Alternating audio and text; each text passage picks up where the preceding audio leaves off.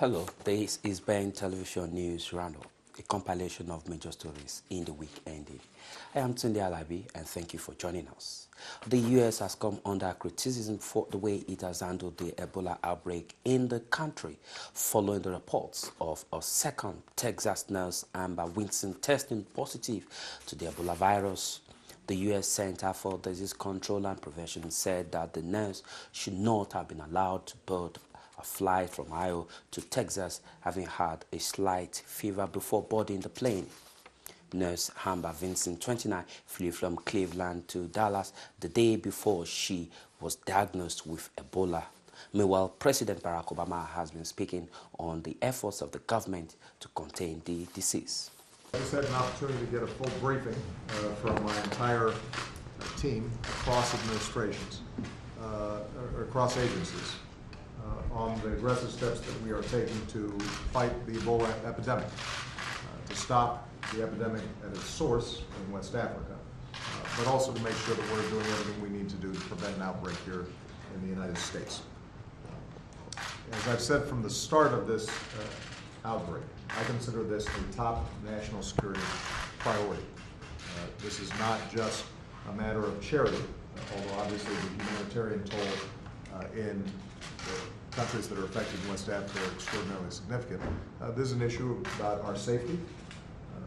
It is also an issue with respect to the political stability and economic stability of this region. And so it is very important for us to make sure that we are treating this the same way that we would treat any other significant national security threat. And that's why we've got an all-hands-on-deck approach, from DOD to public health to our development assistance, our science teams. Everybody is putting in time and effort to make sure that we are addressing this as aggressively as possible. I know that the American people are concerned about the possibility of an Ebola outbreak, and Ebola is a very serious disease. And the ability of people who are infected to carry that across borders is something that we have to take extremely seriously. At the same time, it is important for Americans to know the facts, and that is that because of the measures that we've put in place, as well as our world-class health system, and the nature of the Ebola virus itself, which is difficult to transmit, the chances of an Ebola outbreak in the United States is extremely low. Procedures are now in place to rapidly evaluate anybody who might be showing symptoms. We saw that with the response of the airplane in Newark, and how several hospitals across the United States have been testing for possible cases. In recent months, we've had thousands of travelers arriving here from West Africa, and so far only one case of Ebola has been diagnosed in the United States, and that's the patient in Dallas. Our prayers are obviously with him and his family. We have learned some lessons, though, in terms of what happened in Dallas. We don't have a lot of margin for error. The procedures and protocols that are put in place must be followed. One of the things that we discussed today was how we can make sure that we're spreading the word across hospitals, clinics, any place where a patient might first come in contact with a medical worker, to make sure that they know what to look out for, and they're putting in place the protocols and following those protocols strictly. And so we're going to be reaching out not only to governors and mayors and public health officials in states all across the country, but we want to continue to figure out how we can get the word out everywhere so that everybody understands exactly what is needed to be done. Meanwhile, at the federal level, we're constantly reviewing and evaluating the measures that we already have in place to see if there are additional improvements. We continue to look at any additional steps that can be taken to make sure that the American people are safe, which is our highest priority. And finally, we had a discussion about what we're doing on site in West Africa. There's been already extraordinary work done by the Department of Defense in conjunction with the CDC in standing up isolation units and hospital beds. We are making progress. The environment is difficult because the public health system there has very few resources and is already extraordinarily fragile. And I'll be very honest with you, although we have seen great interest on the part of the international community, we have not seen other countries step up as aggressively as they need to. And I said at the United Nations, and I will repeat, that this is an area where everybody has to chip in and everybody has to move quickly in order for us to get this under control.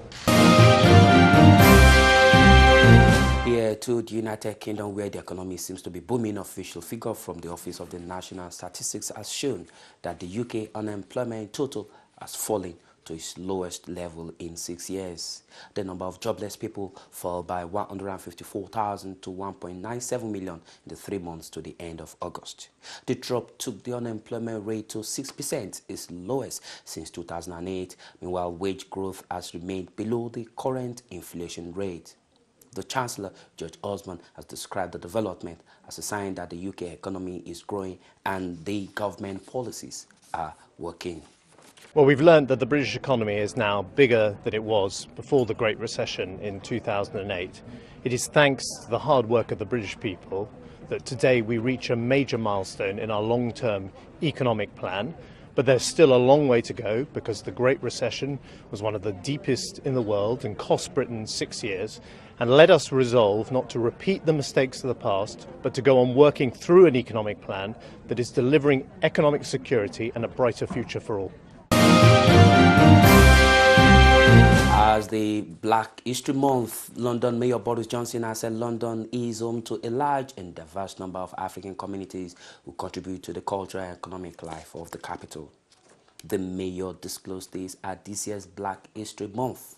Boris Johnson said that the African communities in London reinforce the historic ties the United Kingdom shares with the continent. Our celebration, annual celebration of Black History Month, it is absolutely right that we should look back in this year, 2014, back 100 years to that appalling conflict in the First World War.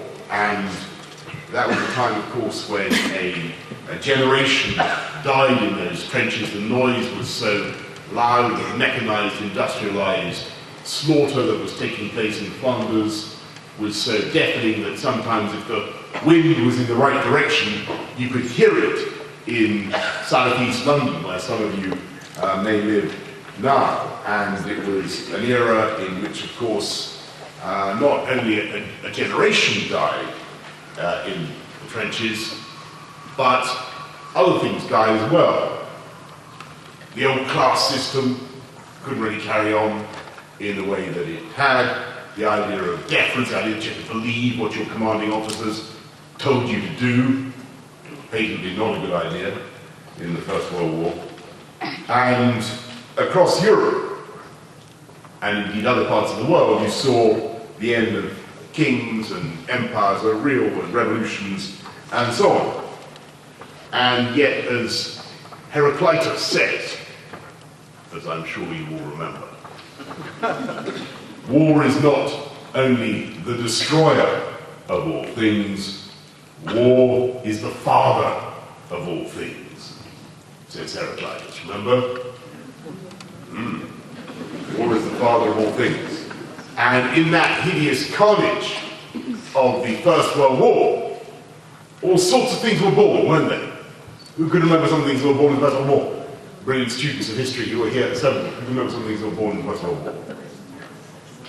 Any great innovations that spring to mind? Babies were born in the First World War. That was not a novel innovation as far as the human race was concerned. There was nothing new about parturition. We tried that for many, many generations before the First World War with great success as a species. Any advance on babies? Plastic surgery. Plastic surgery, very good. I think plastic surgery was actually in the Second World War.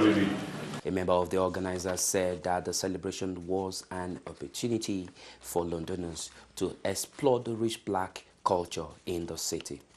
I have heard reports of black soldiers from the British West India Regiment being on the Somme. I need to follow that up. And they were actually fighting there, so I'm given to understand. But they were definitely fighting in Palestine, in Gallipoli, and very briefly in Italy as well. They lost 1,071 men to disease, 185 were killed in action. Between them, they amassed 37 military medals, 9 military crosses, 8 DSOs, 2 members of the British Empire medals. So it's a decent haul.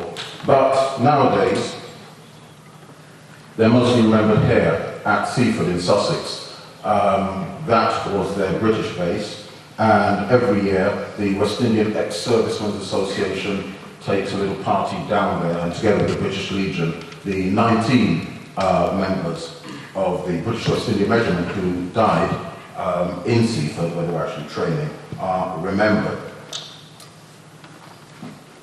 Right, we're also talking about the war at sea.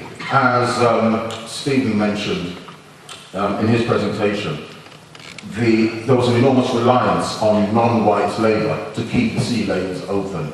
Of course, as the white merchant mariners left to join the Royal Navy, black merchant mariners, Asian and South Arabian merchant mariners moved in to take their place. From politics to economy, to business, technology, the totality of what makes man is what we bring to you here on this Sponge. We give you the information that you need, from business to economy, to politics, to technology. And that's what we do here on this Sponge, from the beginning to the end. And that is why we are here. Keep watching this Sponge from Ben Television. And today, I'll be your host. And with that story on the Black History Month, we conclude the news roundup for this week. Thank you for being part of it. I am today Alabi, and do have a very good week ahead of you. Bye.